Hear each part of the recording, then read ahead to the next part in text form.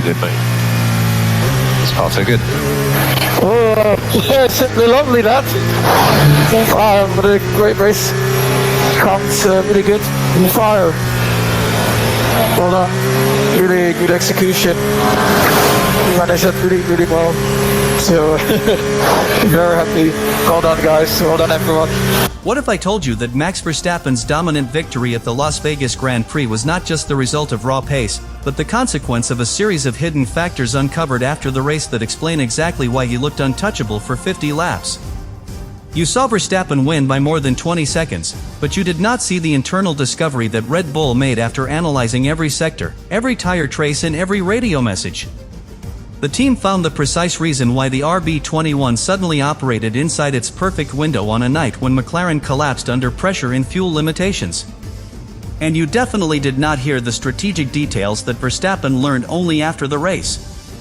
From Norris's desperate defensive error in Turn 1, to Mercedes forcing McLaren into an early stop, to the fuel-saving crisis that crippled Norris in the final laps, the truth explains exactly why Verstappen was able to run away with the victory.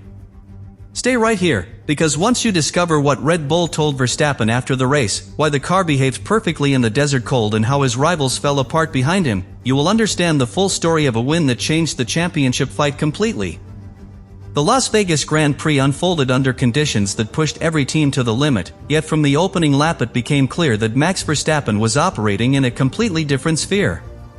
The desert night delivered a circuit that was cold, abrasive in places and unpredictable in grip, the kind of environment that usually magnifies weaknesses.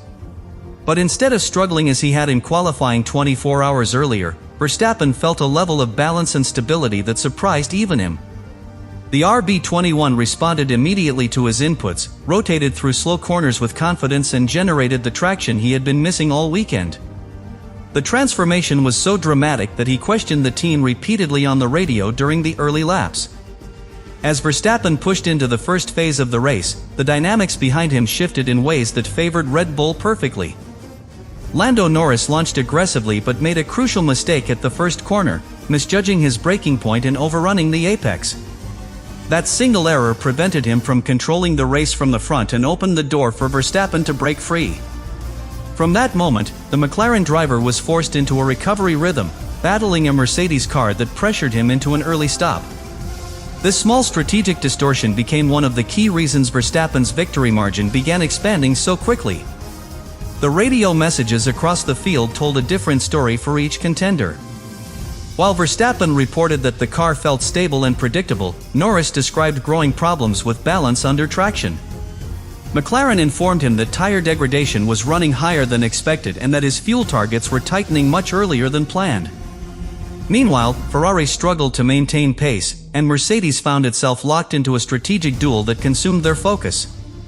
All of these disturbances in the competition allowed Verstappen to continue building his pace without interference, driving clean sectors while his rivals lost time in battles they had never intended to fight. As the race reached its middle phase, the RB21 entered what engineers at Red Bull later described as the perfect operating window. The tire temperatures settled into an ideal range, the fuel load dropped just enough to balance the chassis, and the cold track began benefiting Verstappen rather than punishing him. He was able to extend stints comfortably while maintaining pace stronger than the teams around him. Every lap reinforced his advantage. He spoke calmly on the radio, reporting stable tire wear and predictable rear grip, two factors that had completely abandoned him during qualifying. For the first time all weekend, the RB21 behaved exactly as designed. The critical turning point behind Verstappen occurred when Norris hit a fuel conservation threshold that McLaren had not anticipated. The team instructed him to lift and coast aggressively, a measure that cost him seconds per lap. Verstappen received the update on the radio as soon as Red Bull detected McLaren's fuel patterns, and it confirmed what he had been sensing. His lead was not just growing because he was fast. It was growing because the pack behind him was falling apart strategically. With Norris forced to slow and the field tightening behind him, Verstappen understood that the only remaining threat was reliability. He simply had to bring the car home. By the final laps, Verstappen was driving with total control.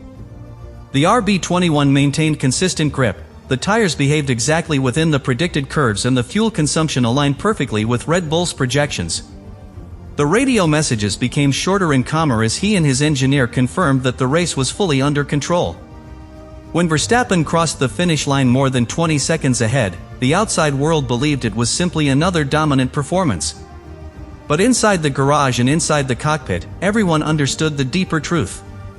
Everything had aligned in his favor because of a set of hidden factors that Red Bull revealed only after the race. The central problem that Red Bull identified before the Las Vegas race was the narrow operational window of the RB21, the same weakness that had nearly destroyed Verstappen's qualifying effort the night before. The car needed a precise combination of tire temperature, fuel load, and aerodynamic balance to function at peak performance, and the cold desert conditions made that combination extremely difficult to achieve. During qualifying, the tires had never heated properly, the floor had struggled to create stable downforce, and Verstappen was forced to fight a car that reacted unpredictably to every surface change. This was the shadow that hung over Red Bull entering the race, and it is why the team approached the opening laps with caution. As the race began, mechanics and engineers monitored the tire temperature curves obsessively, aware that the RB21 could easily slip out of its window again. For the first few laps, the numbers were inconsistent and hinted at the same instability Verstappen experienced in qualifying. But as fuel burned off and the track rubbered in slightly, something changed. The tire temperatures began climbing into the ideal range, giving Verstappen the mechanical support he had desperately lacked the day before. The increased load stabilized the floor and allowed the aerodynamic platform to begin functioning as intended. The car was not perfect yet, but for the first time all weekend it showed signs of cooperation. The next layer of the problem came from the low grip zones still present around the circuit. The cold asphalt created unpredictable transitions between high grip and low grip areas, especially through the high-speed sequences where the RB21 relied heavily on underfloor efficiency. During qualifying, these zones had destabilized the car, causing sudden slides and breaking Verstappen's rhythm. But during the race, the balance shift brought by the rising tire temperatures allowed the car to ride smoothly through these patches. Verstappen could feel the car working through the surface variations rather than reacting to them, a transformation he mentioned repeatedly on radio as he gained confidence. Another critical aspect of the problem involved the behavior of the car under heavy braking. During qualifying, Verstappen struggled to stabilize the rear as the tires cooled on the straights and the floor lost suction under load. This created the unpredictable entry behavior that cost him performance. But in the race, as the RB21 warmed into its window, the braking stability improved dramatically. Verstappen could brake deeper, maintain control through rotation and exit corners with traction that allowed him to widen the gap sector after sector. Engineers noted that the braking phase was one of the clearest signs that the car had found its rhythm, and this stability became the foundation of his early dominance. The final piece of the problem Red Bull uncovered was the relation between the track evolution and the car's aerodynamic sensitivity. As the race progressed, the surface began gaining a thin layer of grip that had not been present during qualifying.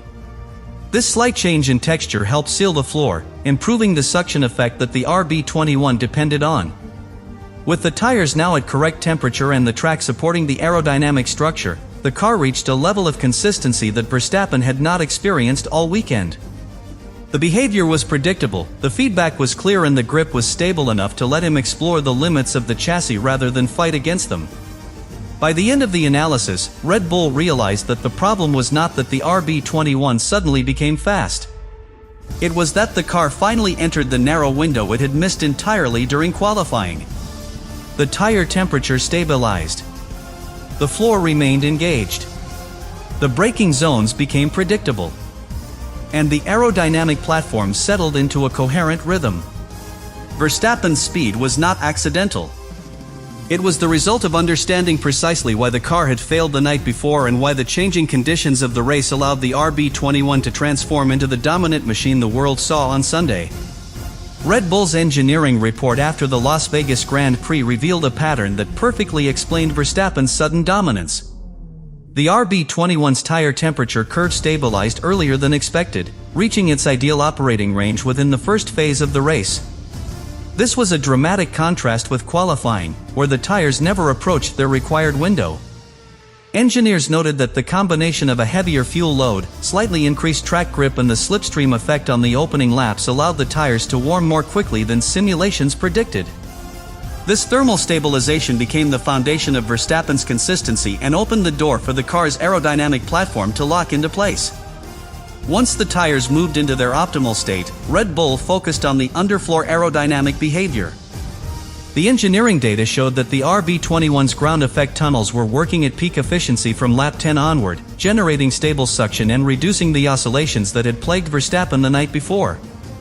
Engineers compared the aero traces with the qualifying logs and found a remarkable difference.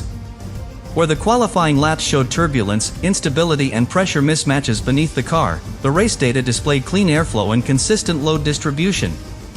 Verstappen had gained the platform he needed to push without the car fighting him, and this became obvious in his radio messages where he spoke of strong traction and predictable balance. Another key discovery came from Verstappen's braking traces. The RB21 demonstrated unusually strong stability under braking throughout the race, allowing him to gain significant time in every heavy braking zone. Red Bull engineers explained to Verstappen that the improved tire temperature prevented the micro-locking events that had occurred in qualifying, while the stabilized floor created a smoother aerodynamic profile during deceleration.